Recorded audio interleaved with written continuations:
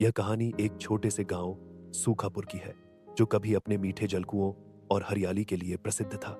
सूखापुर कभी सचमुच एक सपनों का गांव था। चारों ओर हरियाली, खेतों में लहलहाती फसलें, छोटे बड़े पोखर और बहता हुआ एक नाला। लोग खुश थे, किसान अन्नदाता थे और बच्चे तालाब में तैरने जाते थे। नील अपने दादाजी की कहानियां बड़े चाव से सुनता। वे बताते थे, बचपन में हम कुएं से पानी भरते थे। घर के पास ही एक छोटा सा झरना था। खेतों में बैल चलाते थे और पानी की कोई कमी नहीं थी। पर अब वो दृश्य केवल किस्सों तक सिमट कर रह गए थे। नील अब स्कूल जाने लगा था। गर्मी के मौसम में जब तापमान 45 डिग्री पार कर जाता तो स्कूल में पानी का टैंकर बुलाना पड़ता। घरों में हैंडपंप सूख गए थे। महिलाओं को 3 किलोमीटर दूर नदी के सूखते तल से पानी लाना पड़ता। गांव के सरपंच श्री नवलराम ने जल संरक्षण पर कई मीटिंग्स की, लेकिन लोग सुनते नहीं थे।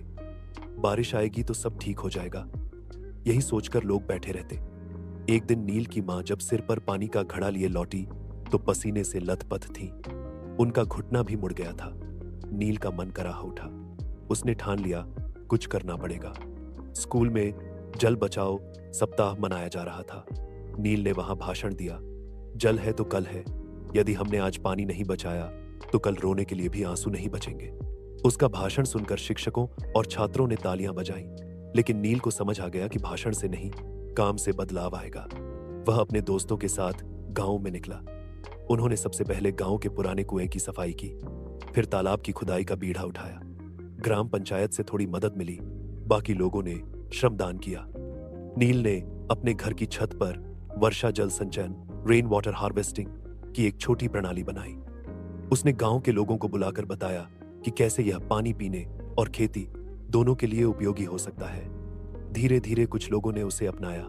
नील ने पानी की पाठशाला नाम से हर रविवार गांव में बच्चों को जल संरक्षण पर कहानी, चित्रकला और नाटक सिखाना शुरू किया।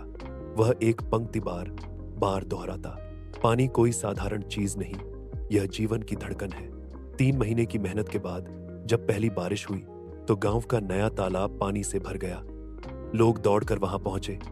बच्चों ने पानी में कूद कूद कर नहाया। दादी नानी की आंखों से खुशी के आंसू बहने लगे। तालाब में मछलियां छोड़ी गईं। गांव की मिट्टी फिर से महकने लगी। जल स्तर धीरे धीरे ऊपर आने लगा। पुराने हैंडपंप ने फिर से पानी देना शुरू किया। जिलाधिकारी ने नील को बुलाकर सम्मानित किया। उसे राज्य स्तर पर जल मित्र पुरस्कार मिला। लेकिन नील ने कहा, मैं पुरस्कार नहीं, परिवर्तन चाहता हूं। जब सूखापुर फिर से हरा भरा होगा तब मुझे सबसे बड़ा पुरस्कार मिलेगा। इस उत्तर ने सबको भावुक कर दिया। अब नील केवल गांव में नहीं, बल्कि आस पास के क्षेत्रों में भी जलदूत के नाम से जाना जाने लगा। उसके नेतृत्व में 10 और गांवों में जल संरक्षण की योजनाएं बनी।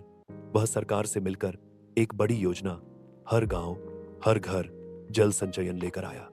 उसके विचार अब टीवी और अखबारों की सुर्खियां बनने लगे। 4 साल बाद सूखापुर पूरी तरह बदल चुका था। तालाब, पोखर, झरने सब फिर से बहने लगे। खेतों में हरियाली, घरों में मीठा पानी और बच्चों के चेहरों पर मुस्कान थी।